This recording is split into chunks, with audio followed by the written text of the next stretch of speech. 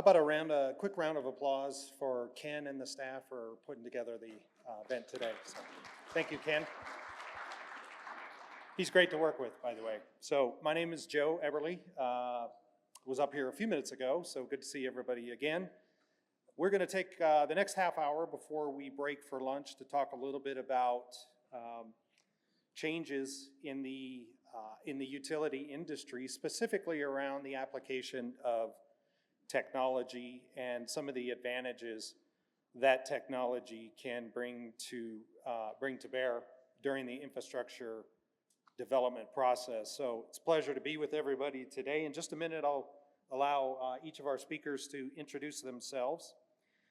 Our panel today will focus on the need for digital transformation in subsurface utility mapping, specifically how AI or artificial intelligence is redefining the utility industry and its role in advancing our nation's critical infrastructure. Quick show of hands. In your role today, how many of you use AI as a part of a tool set of some sort that you use in your jobs today? Just to get a sense of from a room perspective. Now, is that AI, two slight variations of the question. ChatGPT, how many of you use that in your business or in your role? Non-ChatGPT or design-specific AI. Okay, so some general AI usage and some very specific AI usage. It's good to know. So a little bit about 4M before we begin. I mentioned it earlier. We are the only company in the industry today attempting what we are trying to do, which is map the entire utility footprint across the United States. A couple of quick facts. By the end of this year, we will have about 1 trillion linear feet pre-mapped in our platform across about 15, maybe we'll stretch it to 18 states that have been pre-mapped with all the utility information. Here in Colorado, about 12 billion linear feet is now available in real time for use on the infrastructure projects here in Colorado. So before we get started, just a few couple of data points. About 145 billion in 2024 will be released or has been released as a part of the IIJA bill. Here in Colorado, over the next several years, about close to 4 billion or so of that money is going to be spent on improvement of the infrastructure. One of the biggest challenges when you get that kind of money is labor. As we know, and everybody who watches the labor market knows, that labor in the next few years is going to be a challenge. Not only field labor, trade labor, but also technical, skilled labor and resources. Civil engineers, in fact, in 2021, we saw a decline, the first time maybe ever that we saw a decline in civil engineering degrees issued out of the universities. Hopefully that is not a trend. Does anybody have any idea how many utility strikes happen on average every year across the US? Any guesses out there? A lot. How about the amount of damage that's caused to fix those as well as the recuperate the lost revenues and so forth associated with those? Any rough ideas what that number looks like every year? So about 220,000 utility strikes a year at a tune of about $30 billion in cost. Huge. It's a big, big challenge for the industry. So there's a need for change. We must do something different, and that's what we're going to talk about today. Quick introductions. Matt, why don't I start with you?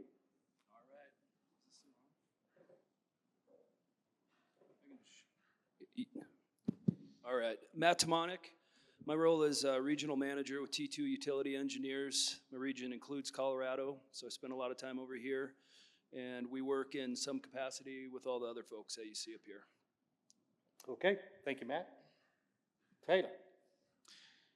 Hey, my name is Tyler Bottorff. I work with Kiewit, part of Kiewit Infrastructure Engineers. I run our right-of-way and utility department from an engineering standpoint and service North America generally. So glad to be here.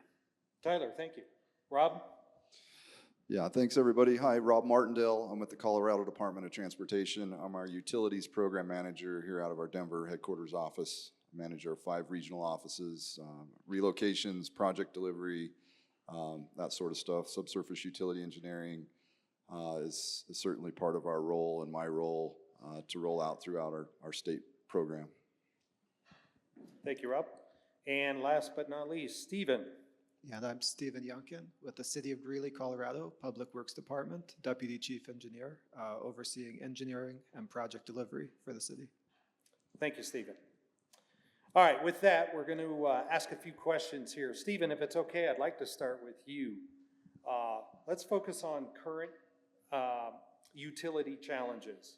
So what are some of the primary challenges and bottlenecks that municipalities like the City of Greeley are facing when it comes to infrastructure development projects and the utilities associated with those?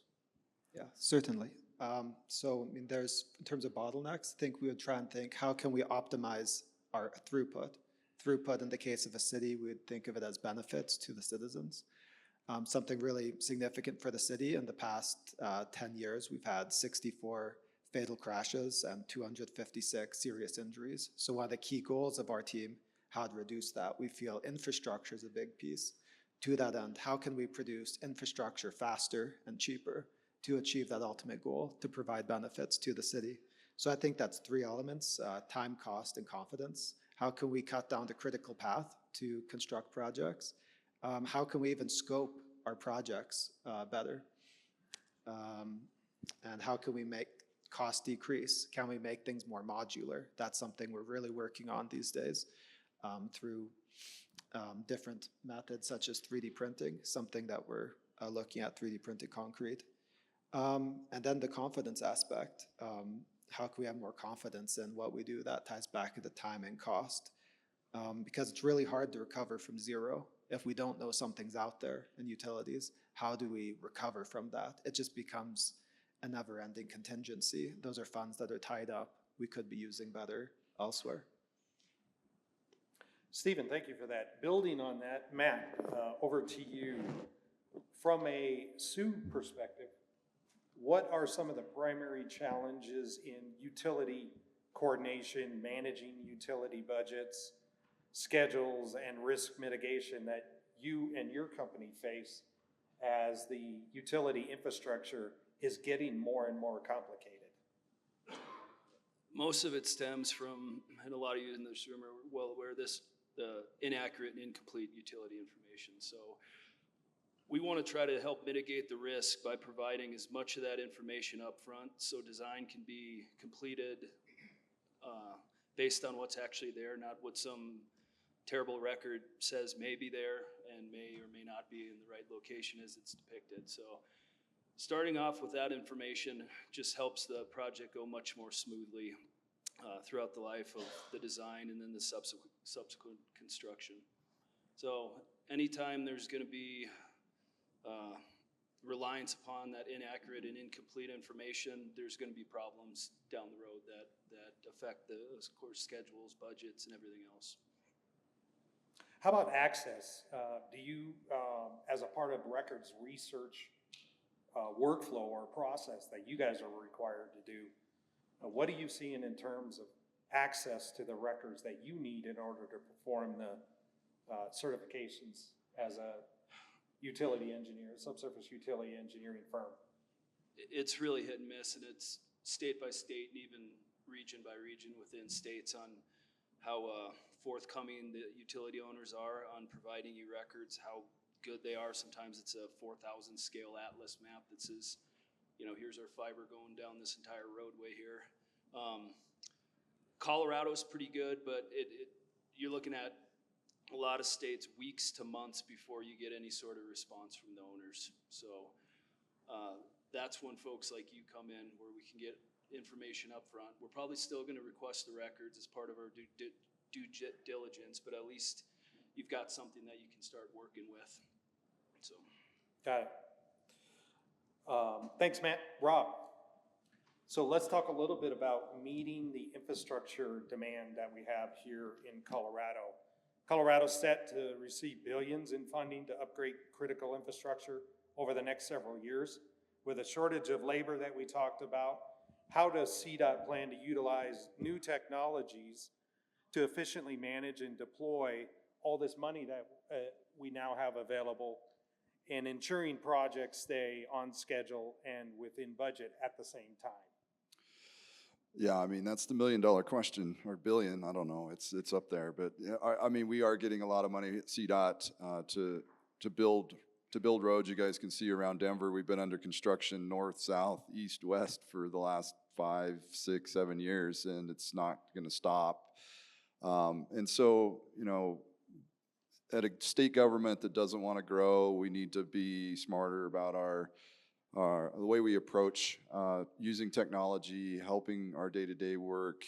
At CDOT, we've revamped our utility program to lean it out to where we need that utility data earlier in the project. We need to be able to leverage it to design smarter around certain utilities, avoid certain utilities that may cost us long lead time or very expensive utilities to relocate.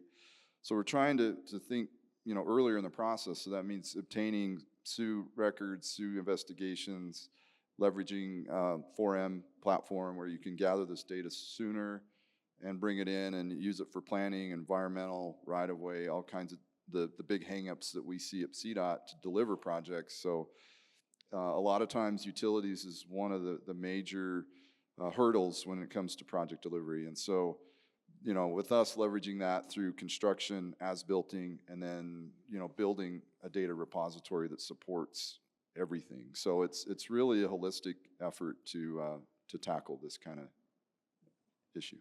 Yeah, thank you, Rob. Tyler, building on Rob's mention of technology, how has, let's say AI, how has AI-based technologies impacted the efficiency of your role and your department's role within Kiewit? And do you have examples that you might be able to share of how that technology has come to bear in helping make your organization more efficient? Yeah, it's a great question. The use of AI is obviously increased considerably in the last few years, not only in our department within utilities and researching that information out in front of pursuits and project execution, but we're using it in different departments as well, right? So there's other programs out there doing things that, you know, provide great results, but I think the best case that we've used AI has really been up against a traditional SUE investigation and also a field investigation done by our utility team itself, right? So we were able to confirm that there was a pretty high accuracy level that was turned around in a very quick time frame compared to weeks of field work with multiple people out in the field, right? So the efficiencies came in through the total man-hour reduction, which we can project as a cost savings to not only the company, but the owners of the projects as well. Great, thank you. Stephen, back over to you. Let's shift gears for just a second and maybe ask a similar question from a municipality perspective. It can often be difficult to try to implement technology at a municipality for lots of different reasons. It might be compliance, it might be budget, it might be stakeholder alignment is not always there. Tell us a little bit about some of the challenges that you've seen at the city of Greeley around implementing, adopting, and deploying new technology to help improve things like efficiency and quality and safety on the delivery of your projects. Yeah, certainly. I don't know about anybody else in the room, but I get kept up at night by House Bill 21-1110. If anybody knows what that is, it's the Colorado Accessibility Guidelines, which threw a major wrench into every single software acquisition we've tried to do this year. Written very broadly, written very vaguely, and written with pretty scary penalties from our IT's department perspective. So that's been a really big challenge for us, is going to vendors and say, you have an awesome product, let's acquire you. And then we ask them, oh, are you compliant? Nope, what's that? Like, well, can you do it for us? No, who are you? Like, we do work all across the country or internationally. They just simply don't want to be compliant. We go back to our IT and they say, well, there's no exceptions. So that's been fun. I think it'll change over time, but Colorado being a leader means cities and other agencies can't feel the brunt of that. Security as well. We've had different products that we said, you guys are great, you're awesome, you meet all of our organizational needs. Are you compliant with this questionnaire? Our IT department has a 300-question questionnaire. Some flat out refuse to fill it out. Others fill it out and have gaps versus what our IT is doing. And we say, well, these people are accredited by major communities across the US, and they say, we don't care, they're not accredited with our city. So that's been a challenge for navigating. But I think having internal champions who can kind of communicate with IT, purchasing, security, and kind of share the ROI and business case, that's kind of how we pushed it through, is just telling them, this is why we need it. Sounds to me like alignment of all the departments is critical. In your view, is that alignment, let's say at the city of Greeley, do you feel like you have that alignment within the city? I think we do now. It took some pushing. Gotcha. Okay, Stephen, thank you. Matt, back over to you. Let's talk about competitive advantages using technology. You know, when there's money available in the market, whether it's through a bill or whether it's through private funding or whether it's through budgets of increases in budgets, that creates a competitive market for companies out there who provide products and services in the infrastructure space. From T2's perspective, what do you see as the use of technology and the impact that that can have on becoming more competitive in the market? I think the name of the game in just about everyone's world is efficiency. So the better the technology, the more efficient we can create and deliver these projects. Over the past 5 years, it's almost exponential in our little Sioux world that I live in, with the quality of the equipment, the applications for data collection. A lot of our new locators have RTK, GPS capabilities, so you can create sketches and deliverables almost real time as you're going, and then a platform to dump it into as a repository, like what Rob had mentioned. So as far as technology, it keeps getting better, and our jobs become more and more efficient. And 5-10 years ago, we'd probably spend more time in the office generating these deliverables, the CAD models, the actual Sioux plan sets. Now that ratio is certainly gone heavier field to office labor required to deliver. Great, thanks, thanks, Matt. Rob, over to you. Let's talk about risk. So there are inherent risks to implementing technology. From your perspective, from a DOT perspective, what do you see as some of the risks of implementing a new technology, and how would you mitigate some of that? Yeah, I mean, there's always a risk of bringing on a new piece of technology, and especially if it hasn't been proven or shown, and investigated enough. So we spend a lot of time in the investigative state where we, crawl, walk, run. We'll start with a pilot project. We'll look at known data that we have. We'll compare it to the deliverables that are coming from, whether it's a Sioux vendor or an AI tech. So it's really looking at an agency, not just jumping in, full guns, but actually vetting it in small little chunks and validating that it will meet our needs.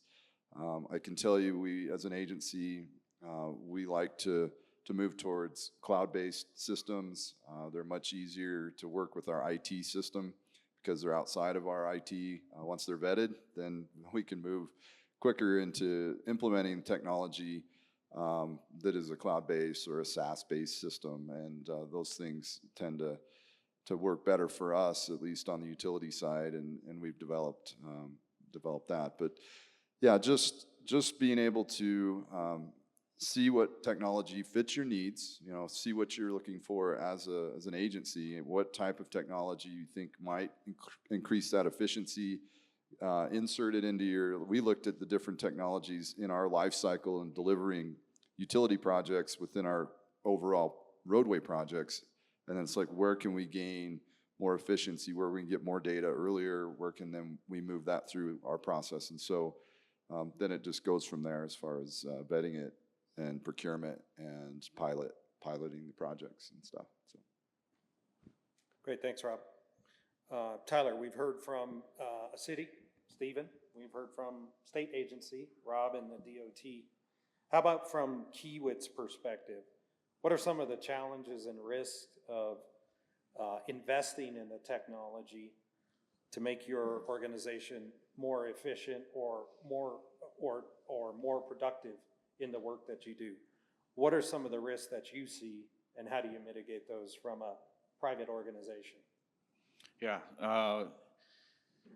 risk management is like number one in our organization, right? So that equates to dollars and time and effort. Implementing AI comes with a responsibility, right? We're all engineers in the organization I'm in. So you have your duty to protect the health, safety, and welfare of all the project that you're going to be producing. And I think there's always a back check that has to happen. There's a secondary set of eyes. There's a second quality control that has to happen through any procedure that we're going through, and AI is just another part of that. The other more corporate answer is there is a security risk using AI just because it's a lot of internet based. So it comes with its own tools, and I think there's a management process around that to keep it secure for our company as well as our clients and other customers. I think I heard you say there's risk with AI. Is that security risk with AI? I think there can be. There can be, yeah, for sure. Thank you, Tyler. Okay, I'm going to shift gears with the questions. We have around 5 minutes left, and we've talked a lot about the current challenges. We've talked about labor being a challenge. We've talked about some of the challenges and risk of adopting new technology.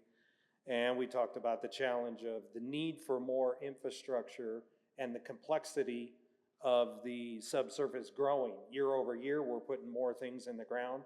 It becomes more and more complex for the future projects.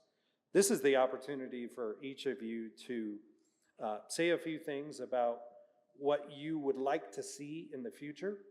Specifically there's a number of technology providers in the room here today. So it's an opportunity for you guys to kind of wave the magic wand and let us know what you'd like to see from your technology partners and vendors in the future. For 4M, of course, it's about the utility side of it. So maybe start there. Stephen, can I start with you for the city of Greeley? What would you like to see for the future?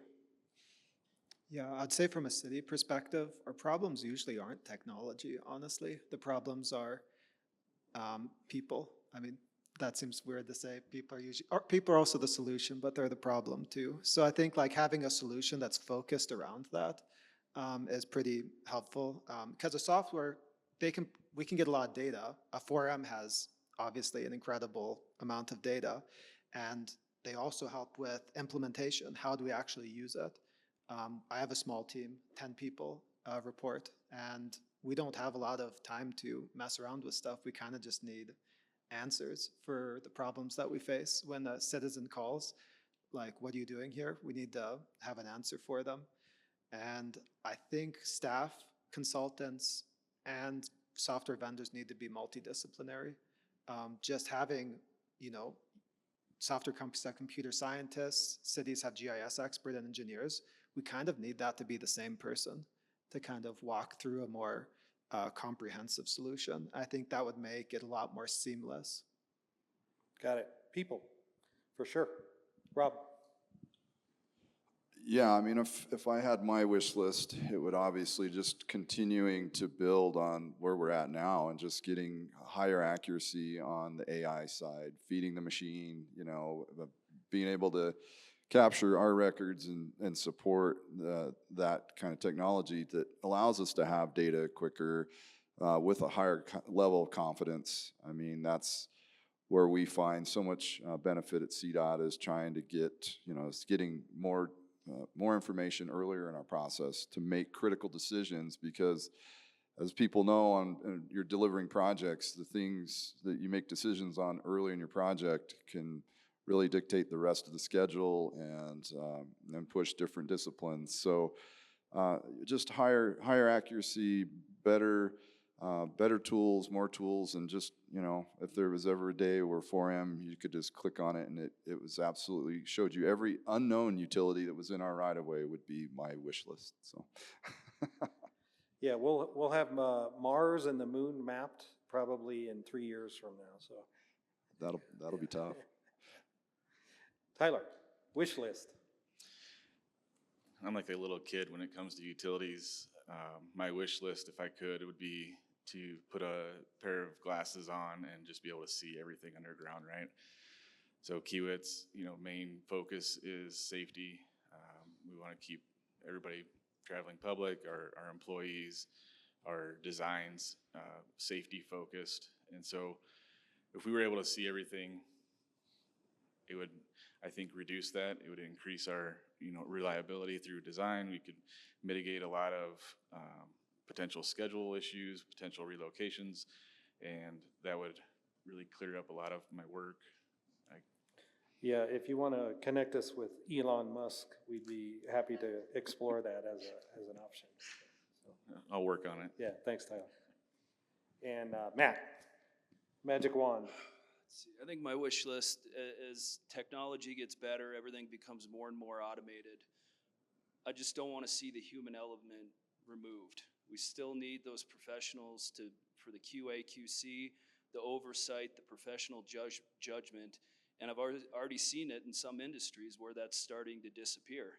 Along with that is the accountability. So there's still a lot of value to that professional service element, keeping it on the plate of the professional and responsible charge, and not just hitting a button and saying, here you go, here's your deliverable, should be good.